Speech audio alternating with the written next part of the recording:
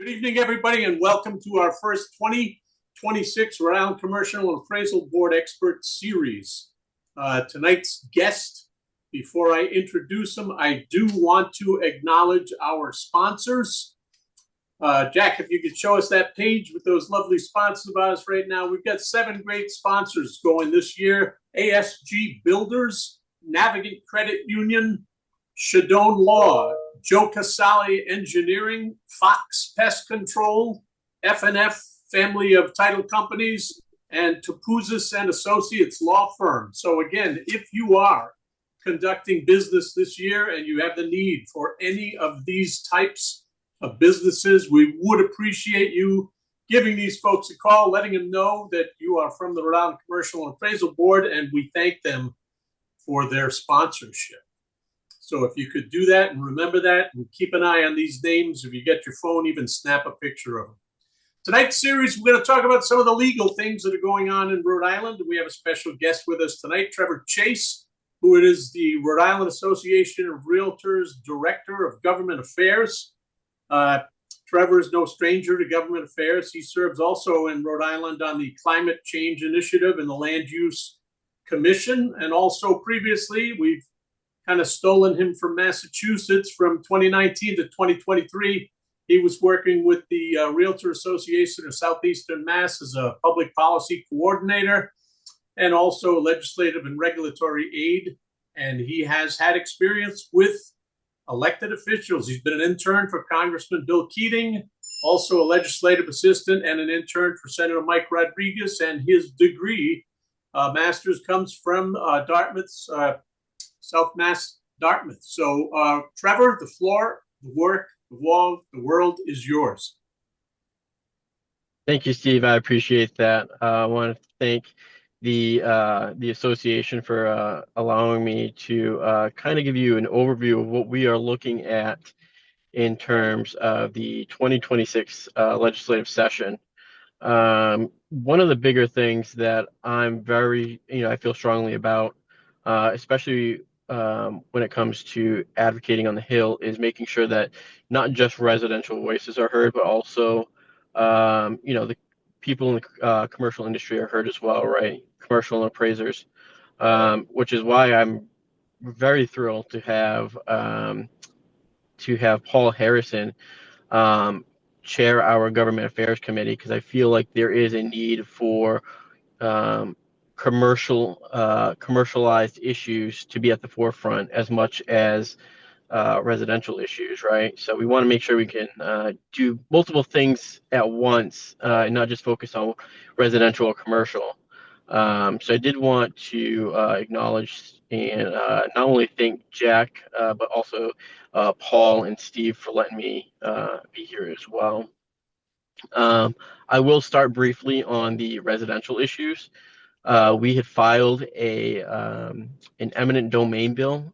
This was directly in response to the eminent domain issue that is currently pending litigation in Johnston. As you know, that there was a private developer who bought the land, was planning on building on it until the Johnston mayor decided to pull that and decide to use it for eminent domain purposes, public use services, making a fire and police station out of that land.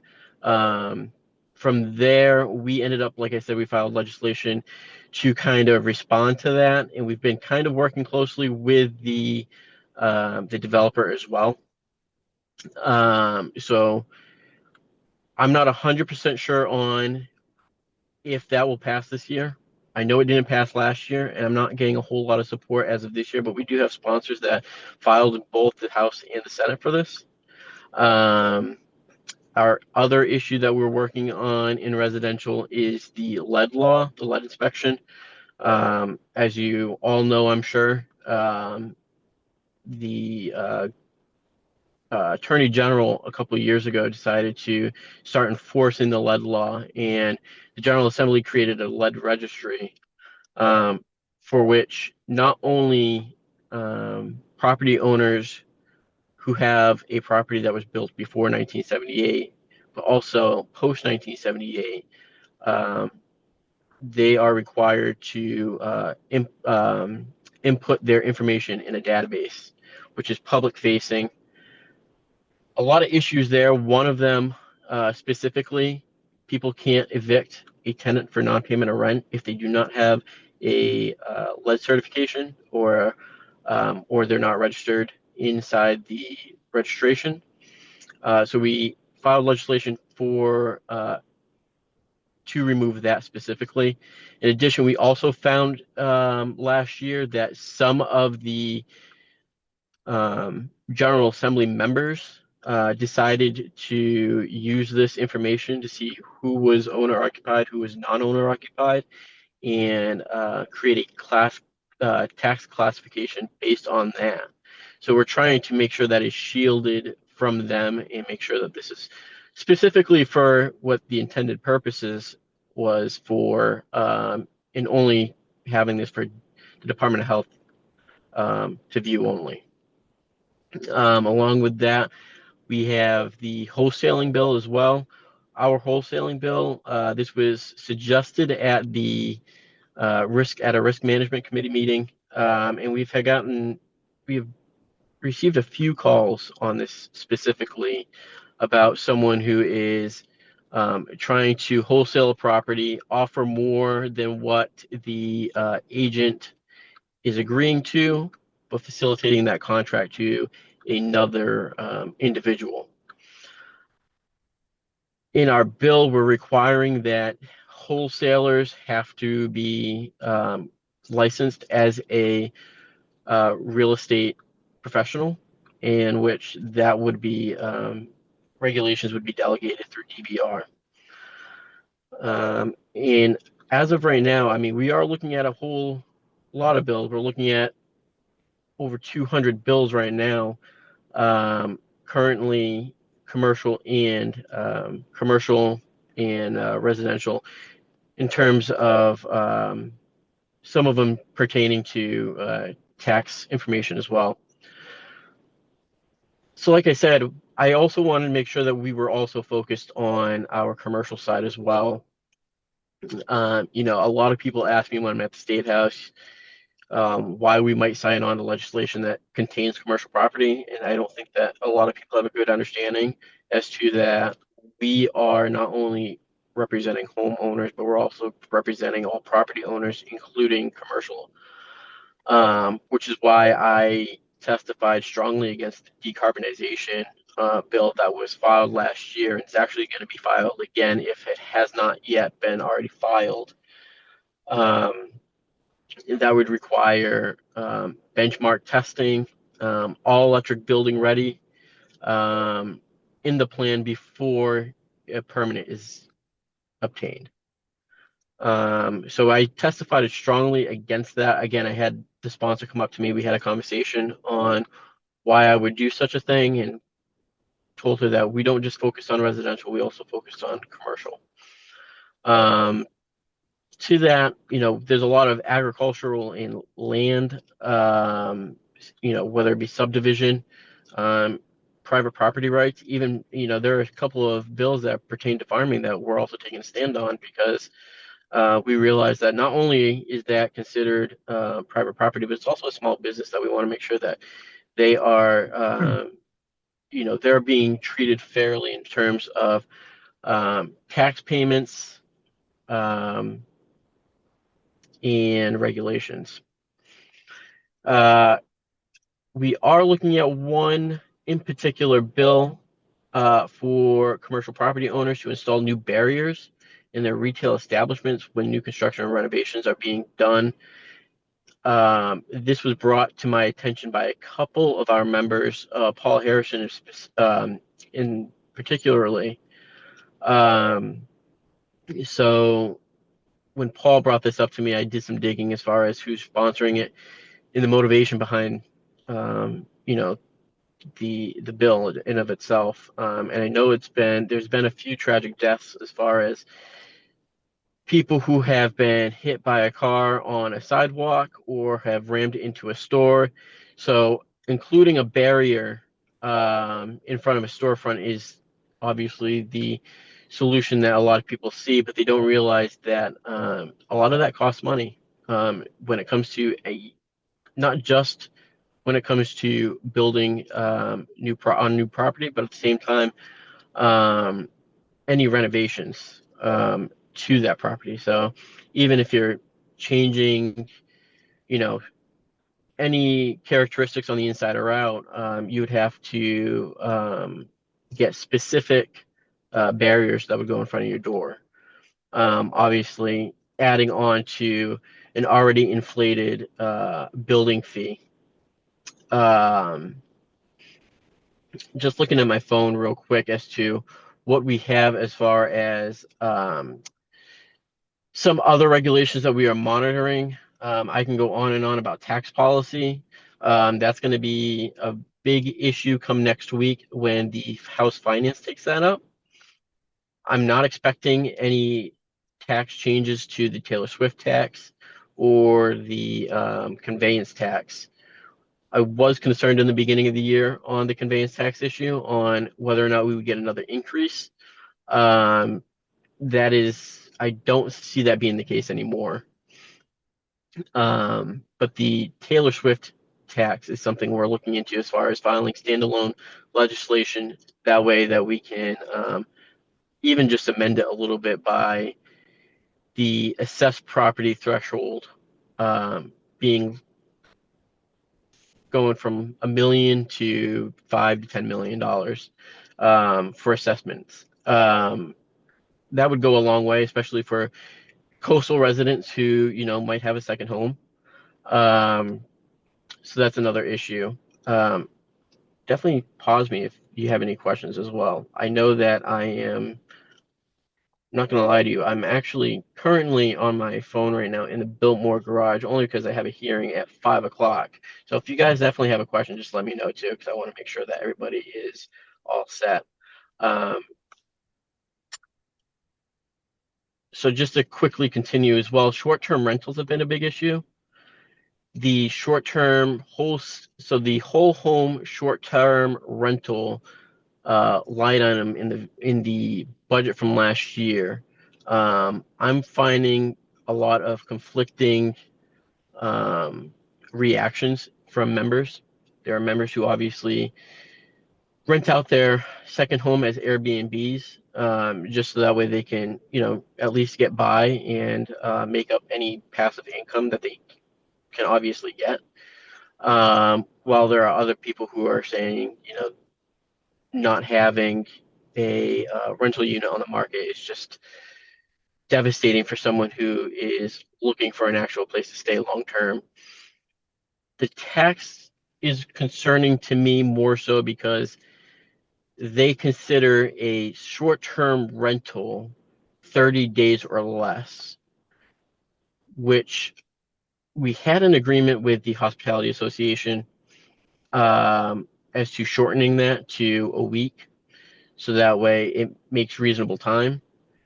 The issue I'm seeing now are month-to-month tenants, month-to-month leases, I should say, having some issues, with trying to comply with that tax as well.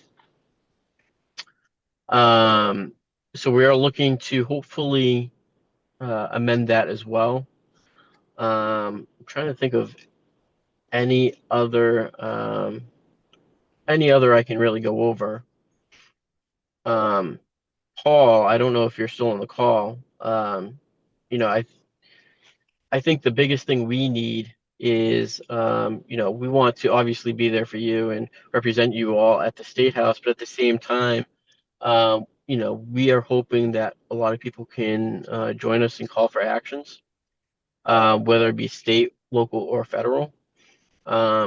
Just because we want to be there with you and make sure that we're supporting what the commercial industry needs, whether it be small businesses, commercial properties, etc. Another issue that has come up are waiver of interest on overdue commercial properties. I don't necessarily see that being passed, but this bill has been put in for multiple years now. In addition to the corporation exemption. Hey, Trevor? Yes. Yeah, we do have a question. What's the most current legislation on the ADU conversions with commercial properties? That's from Jeff Weller. So ADU commercial property, ADU conversions, I should say, are very inconsistent between cities and towns. So there is legislation on kind of clarifying that at the state level. Right now, we're having a hard time in and of itself being able to finding people to rehabilitate it and to create a accessory dwelling unit out of that. Another thing that came up was the lot size requirement as well. So, there are people who are there are legislators who are trying to file legislation on, mandating a property accessory dwelling unit can't be over 1,000 square feet, which is good for a two-bedroom. But if you have a family member who needs to stay with you, obviously, and they have children, sometimes two bedrooms aren't enough, right? So we're making sure that we eliminate that bill from in the House. It's in the House Committee on Municipal Finance and Government currently as of right now, and even making some sort of tax exemption on properties who do have a family member living with them, kind of incentivizing that homeowner, somewhat homeowner occupancy statute as well. Is there any other questions at the moment? Yeah, we have a couple. Explain what a call for action is, and also, can you explain the SPC program so members know we reach out to legislators? Yes. So we have, over the past year, I've been doing a lot of work with my colleagues at the association to kind of ramp up member to legislator or member engagement as a whole. One of them being the SPC program, which is a state political coordinator. That person who may know a legislator can reach out to me.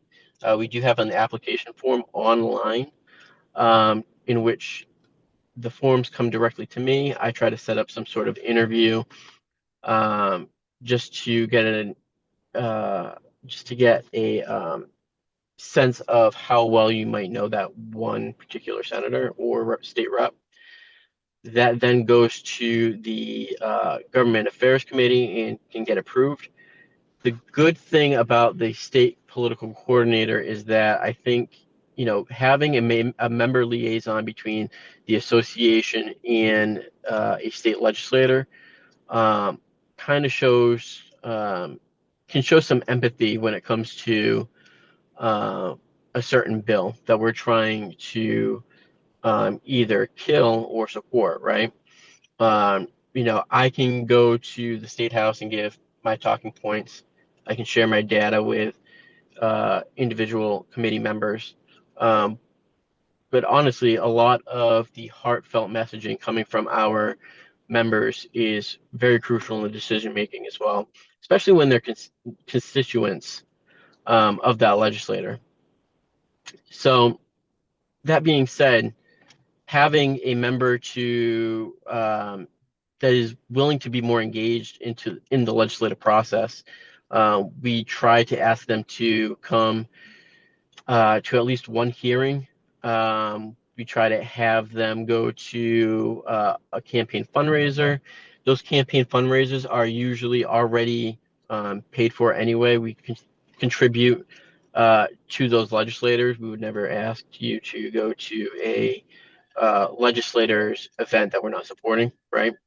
And make sure that you meet at least once a quarter, making sure to provide market updates on how the housing market in and of itself is doing, as well as having any talking points on hand on what issues we are working on currently at the State House. So that's one area that we've been kind of focusing on a little bit more. We did have a class, a government 101 class, that kind of explains the process of policy making on the federal, state, and local levels. Our first debut, I want to say, was early in December. We got a really good turnout for that. Let's just explain the process, and you can get course credit for it. So those are the two main ways we're trying to reach out to our members, trying to get people more engaged into this, because I can sit here and I can talk for a while, and I'm sure I have a lot of people, might not have a whole lot of interest just talking from one person, but at least having a group of people, saying that they are engaged in a program that has been successful, that can go a long way, especially for legislators who are willing to work with us. And we do have a lot of people that are willing to work with us on the Hill.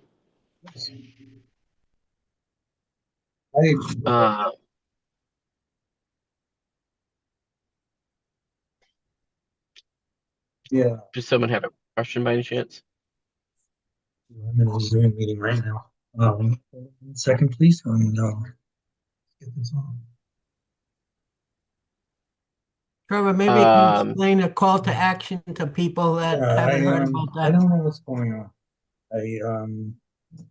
Yeah, explaining call for action. Be good. So the call for actions are sent out by the state or local level. There have been some federal call for actions too, that usually pertains to Congress and congressional action. Our call for action, I'll give you one example. Today, I'm actually I'm actually testifying in front of the City Council in Providence on the whole rent control issue. We created a call for action about a week ago, which is a mass email to all the members in Providence. And all it is a pre-recorded script of, the negative impacts that rent control can really have on a community. So having something that's already pre-written, a lot of people will find a lot easier to, when they go into their email, they just click the button and it just sends automatically to the city councilors or a state rep or a state senator. So basically, it's you taking action on a pre-scripted email that goes to your focused legislators.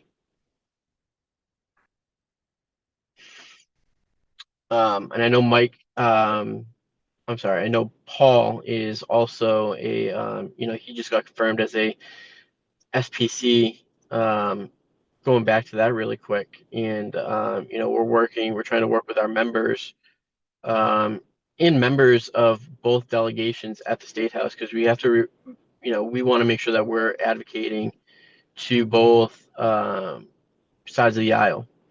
We don't want to be one-sided and partisan. We'd rather see that come to fruition between two parties, right?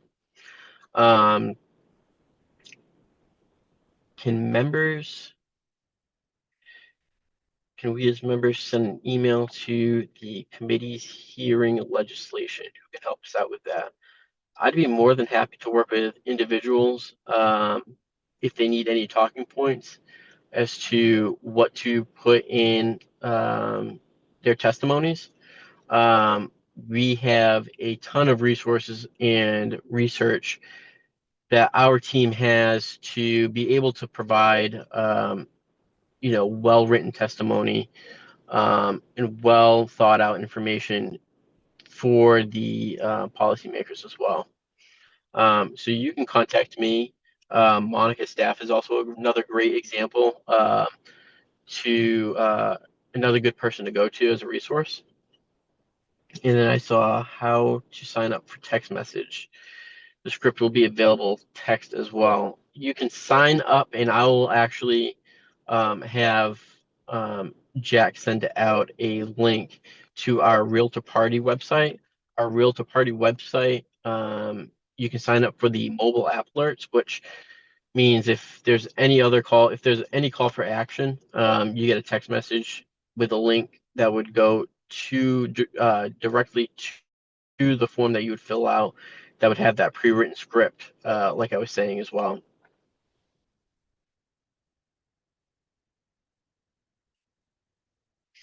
I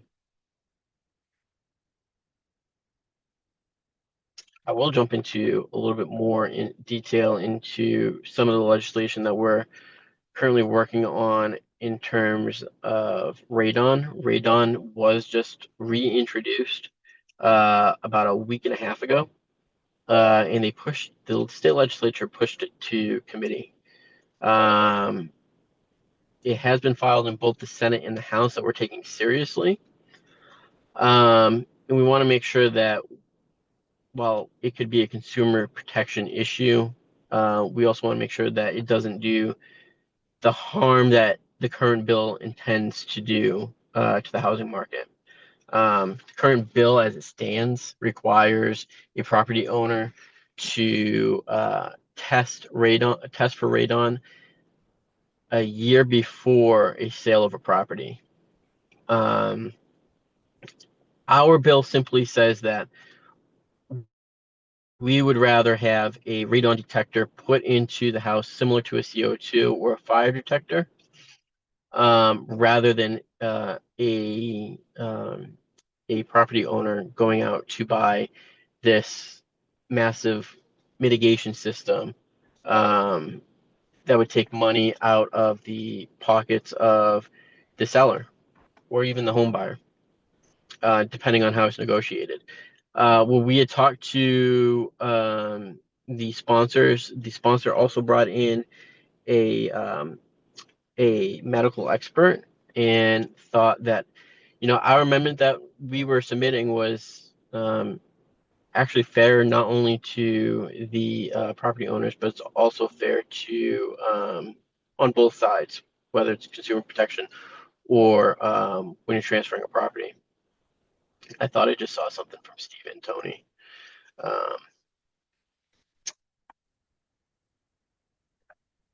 Trevor, I'd like to jump in for a minute about radon. Yeah. I just go right ahead. purchased a house that actually had radon. Just for the commercial people out there that aren't doing any residential work. The cost for a radon mitigation system's anywhere from $1,100 to $1,500, depending on the house. The radon mitigator recommended a electronic sensor, portable, size of a cell phone that I now have in my house that monitors the current radon level. It's pretty neat. It'll show the 10-day running average and the actual radon contamination in the house. I had about a 5.0 reading. I'm down to about 1.2. So it's nice peace of mind to know that the system is actually working. So as you're talking to people to negotiate that, that might be a good tool to have in your quiver for information, Trevor. Yeah, and our current amendment actually states that a property owner would have to have a system like that in their house. I believe, I don't know how much was yours, because when I look around, mine was deeply discounted, but it's $10. about $165. They go for anywhere from $65 to $300, depending how involved, because some of them are Bluetooth activated, so, $150 gets you something midpoint. Yeah, I've also seen some at Home Depot for about $50 as well. If you're looking at the cheaper side and just want Right. to, you're just trying to find something just to comply with. Um, Right. I mean, the other issue with radon is realistically, there are about 7 certified uh, testers and inspectors. So, we go back to the lead law as we were talking about not being able to find a lead inspector in the state. How do you think that's going to do with radon when you only have 7 people that are certified in the state to test for that? So obviously, we want to make sure that this is well thought out before uh, we even think about sending it out of committee. We want to make sure that the right version's out on the floor as well. And I think our version does a pretty good job at making sure that it will not create backlog in closings and markets. And we're going to be pushing um, through the regulatory side. We're going to be pushing for reciprocal licenses for radon inspectors in whether you're in Rhode Island, in Massachusetts, New York, Connecticut, New Hampshire, just to at least get more inspectors to be able to get to these different properties. Because right now, obviously, 7 isn't going to sustain the seven inspectors won't sustain the 100,000 plus units that you know that's just multifamilies around the state. But no, that's a good point. That's a good point, Mike. I thought I saw another question in the chat.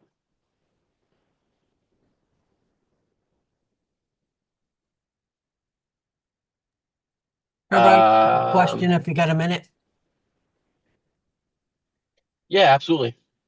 Have you heard anything about timeshare legislation? I know there's some in Congress to regulate that. I know I've had a few times where people couldn't qualify for a loan because they had this timeshare um, that they bought that the fees keep going up and up and up. And I know that there's some chatting on the federal level about that. I don't know if it's trickled down locally.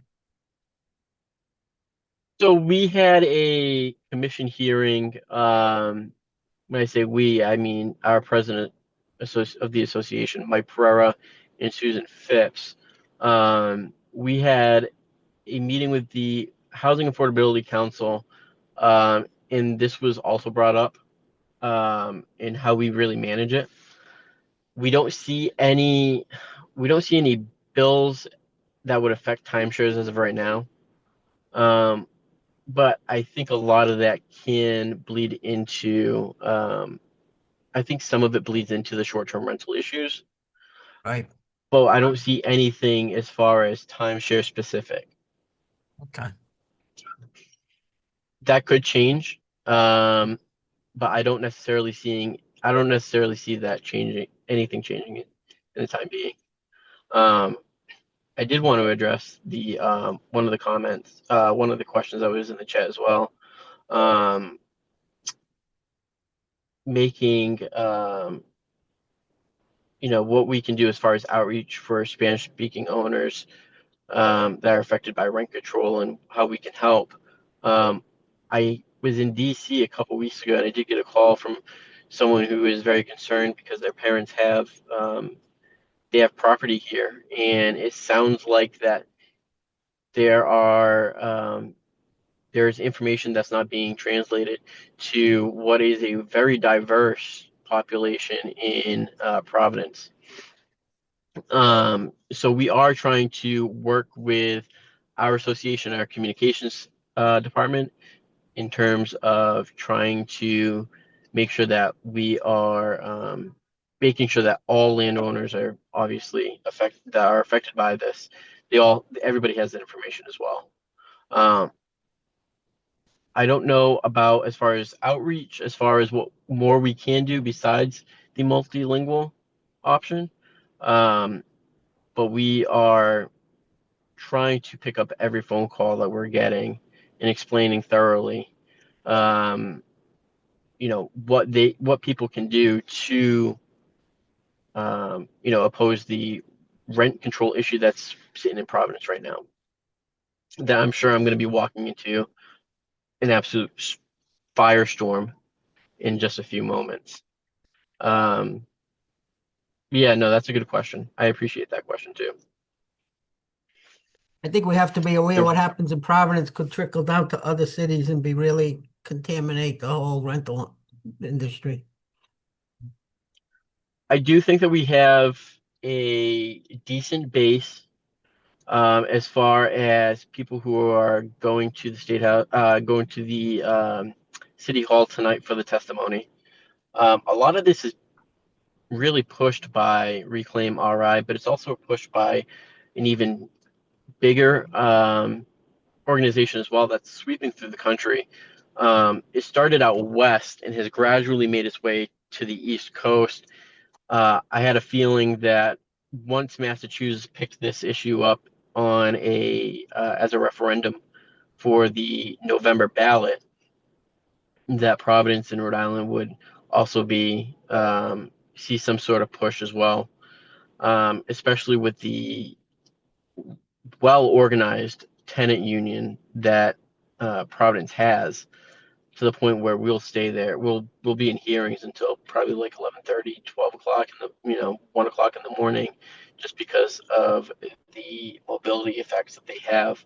The Rhode Island Coalition of Housing Providers is also another resource. I don't know if some of you may have heard of them. They are consistent.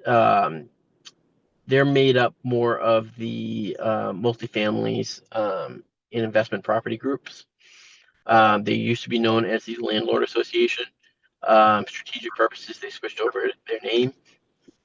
But they've done a really good job as far as mobilizing groups as well who have property in and around Providence as well. And we see them every single time we're at the State House. They have great representation. And they're a really good ally to have as far as backing grassroots activity. The current radon rule in effect right now, I would defer that question to Monica's staff. She's the compliance person in our department.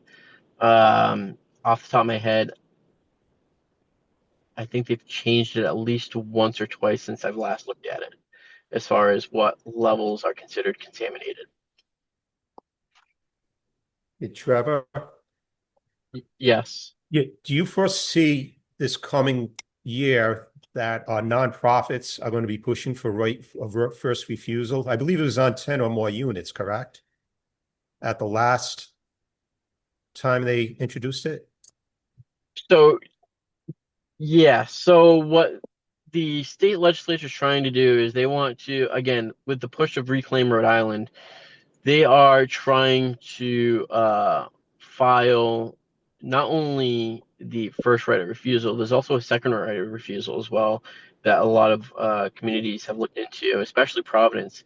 It was considered in their housing recommendation package that they released at the end of beginning of this year, which includes just cause eviction as well. So any person who needs to either terminate a lease early, or even trying to renew someone. Basically, you can't renew someone's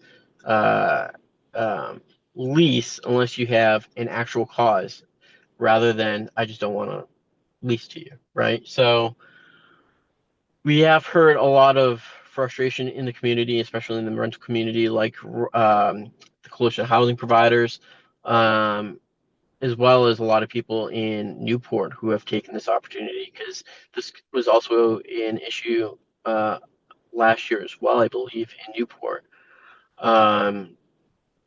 So basically, it's a lot of property rights being taken away, making sure that tenants have more property rights than they really should have, right? As of right now, there are a couple of bills that slightly touch on just cause eviction and first right of refusal.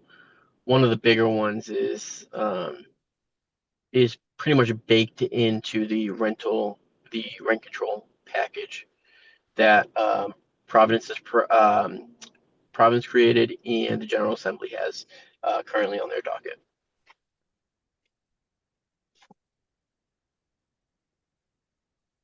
I mean, the biggest thing is we're fearing the fact that a lot of people are going to convert their rental units into condo units, which, as someone who is just starting out in the world and just bought his first property, right now the most affordable homes and the starter homes are all condo units. So they're going to obviously go from renting out their units to converting them into condominium units to sell off. Obviously, a lot of people won't have that actual, passive income that they might need to get by, whether it's because a family member moved out in Newport and they need to rent out a room or whatever it may be. We're seeing a lot of effects, and that's shown in St. Paul, Minnesota, shown in Portland, Maine. There's a lot of evidence out there that really kind of includes the fact that this does nothing but cause more displacement rather than it does keeping people within their rental units. And we have been very, very vocal as far as trying to put together testimony on the local and state action. A lot of what our association can really help with. If Ricobor had an issue, they came to us. They say, "Listen, we need help on an issue. This could be an issue that goes statewide in Providence. The state association can intervene. It's somewhat limited to as what we could do as far as intervening. In the situation of Providence rent control right now, we were very limited on our level with trying to make sure that the Greater Providence Association has what they can to effectively combat the rent control issue. It wasn't until the senator from, I believe it was East Providence, who filed legislation, Senator Mack, who filed a 4% cap into the General Assembly, which gave us a little bit of leverage to kind of get our hands deeper into the situation. So we were able to really kind of do a little bit more as far as having this on our jurisdiction on the state level. We were able to kind of help the cities a little bit, help the local a little bit more as to trying to get the assistance they need. I'm going to also advertise it too. We do have an advocacy workshop in which our government affairs director from the National Association will be here attending. He's going to go over a lot of the popular bills that are being filed around the country that we could probably see coming forward in the near future as well. And then that will include the SPC program. It will include what RPEC is and what RPEC does, just for the sake of being aware of it as well. So that's going to be on March 10th. We have a brief networking session for people who are invited, and then the general membership will have a Zoom link as well. For anybody who's interested, just to see how the process works. Again, a lot of this has to do with getting more members engaged, especially with their legislators of their own, right? Any other questions that anybody might have by any chance?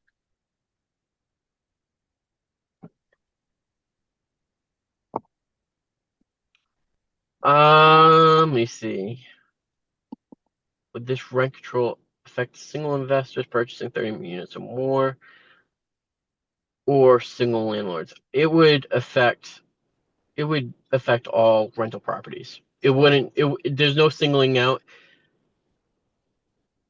what the size is between how many units a person might invest in or have in their property. It does truly affect every single one of them, even with the fact that the council president has insisted that this has been watered down to the most possible. At the end of the day, rent control, you could be a single investor and still feel the ramifications of, people not being able to afford here because your property taxes are still going to go up. And whether or not you are able to increase your rent every year by 4% and still make up for your property cost on top of utilities. It's a hardship for a lot of people. I don't think a lot of people have really understood. In the fact that they're going drastically in one direction rather than going to, rental assistance, you know, going right from rent control is an irresponsible move. So the kind of short answer, yes, it doesn't matter if you have a property that you're renting out and it's just one unit, whether it's just a home. It's going to affect a lot of people, and a lot of investors, not only investors, but also the businesses that are going to have to make up for that tax burden, along with the single families. Single family homes are going to share the most of the burden because the property taxes that are being shifted from the multifamilies to the single family. Trevor, quick question. Is the rent Yeah. control dealing with leased land too? Property on leased land? Is that part of the discussion? So that is a good question. Leased land, is, to my knowledge, has not been brought up, but I can ask Monica's staff, who looks over the legislation, and I can get back to you on that. That is a good question. Let me frame it. Go ahead. I was going to say that we do have a bill in the State House right now that also talks about leased land on giving notice as to being taxed. So they want to tax leased land as real property, which again, that just goes back to putting that. It's almost like a conveyance tax, right? It goes right into the final sale of the purchase as well. I have a piece of property on leased land that I'm trying to sell, and the new lease for a new one went up $200 a month, which really makes it troublesome. And the agent that sold a lot of units in that complex are telling me that there was a monumental case in the Midwest about a woman that was denied a mortgage by the HOA because they do a criminal background check. And I guess she won a multi-million-dollar suit. Now Fannie Mae and Freddie Mac won't approve an HOA or a condo association that does that anymore. So that's some troublesome news that I heard. I don't know if you heard anything nationally about that. I haven't heard much about that, but I can, we work closely with the Mortgage Bankers Association as well, so I can even Right. touch base with them on that, as far as getting you that answer. Yeah, because there's not in this unit, this complex, there's 8 of them for sale, and I think that's one of the reasons why. And I don't know if it's just something that happened recently. I found this out this weekend, so I haven't dug into The it. state of the General Assembly, I will say, files. I mean, they file the same bills year after year after year, whether or not they're bound to pass or not. And one of them is criminal background checks, and we fight that every year. Just like having a criminal background check for people, who may be a teacher, right? You want to know who's teaching your kids. You want to know who's living in that property, because ultimately you could be reliable. And then there was the issue on, a bill that came up that had the same premise, but it was for immigration purposes, so you can't ask someone their immigration status as well. So we see that more and more every year. I don't see that necessarily passing, at least not this year. Just because they're really focused more on the affordability aspect rather than the process and procedure of renting a unit. Right. Thank you. Yeah, no, absolutely. Are there credits offered by the state to investors? So I am looking into. So when I worked with the state senator up in Massachusetts, he worked for the Ways and Means Committee, in which we were responsible for creating the $60 billion plus dollar budget. And there are some tax credit opportunities that Rhode Island can take, and we're hoping we can work with the finance committee, the speaker, and maybe even the governor on this, on looking into a housing development incentive program, which is just so HDIP is basically a mechanism for gateway cities. I would consider the gateway cities to be Providence, Pawtucket, Newport, Woonsocket, among others. It's based off of population. They would get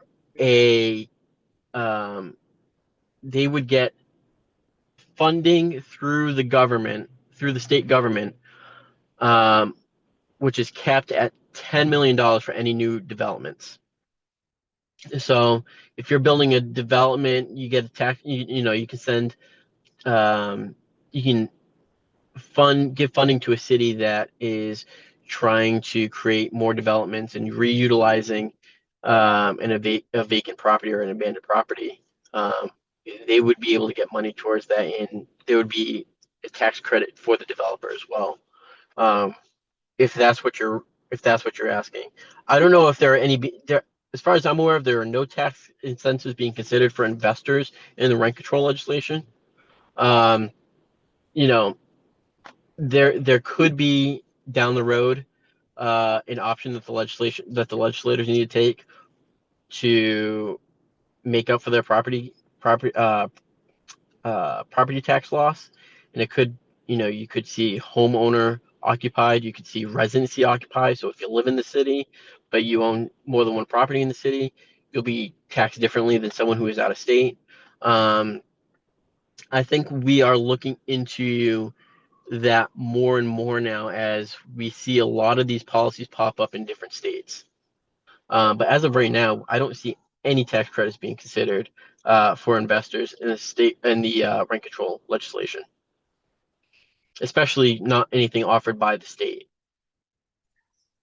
All right, Trevor, I want to thank you very much for leading off our 2026 expert series for the Rhode Island Commercial and Appraisal Board. I thank everybody for taking part. I want to get you off to your meeting on time, Trevor. But again, I want to thank ASG Builders, Navigant Credit Union, Shadone Law, Joe Casali Builders, Fox Pest Control, F&F Family of Title Insurance, and Trapezis and Associates Law Firm. Again, if you have an opportunity to use any of those businesses, please make sure that you heard about it. You let them know you heard about it from the Rhode Island Commercial and Appraisal Board. Stay tuned next month on March 18th. We're going to be talking about home inspections, although for businesses. So we're going to have Hank Richter here talking. It's going to be a great series. So that's March 18th, 4 p.m. We'll see you then. And everybody have a great evening. You will be receiving your credit for the class probably in the next day or so. So look forward to that in the email. All right, thank you very much, and I guess have a great evening. Thank you so much. Thanks, Trevor.